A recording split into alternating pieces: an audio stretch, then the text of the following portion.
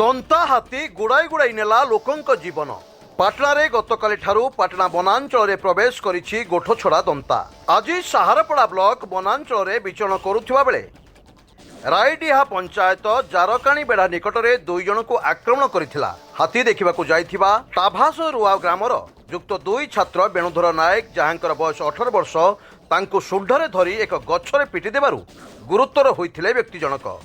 तांकु one विभाग प्रथमे करंजिया और परे केउंझर डाक्तरखाना भर्ती करी चिकित्सा होउथिला बेले तांकर मृत्यु घटिथिबार जଣା पड़िछि। किछि समय परे ए दंता हाथीटी पुनश्च सेही जारकाणी बेढ़ा निकटरे पाटणा ब्लॉक जामुळेई बेढ़ा ग्रामर मानस सिंह मुंडा जहांकर बयस 45 वर्षक उपरे चढ़ी जिबारु से गुरुतर होइछंती। वनरक्षी रंजिता महंत तांकु करंजिया डाक्तरखाना भर्ती करी चिकित्सा करुछंती। काई वाला गाड़ी दूरी काई वाला मुई एक्टर दुकुआ चलो दोस्त राहुल आइए।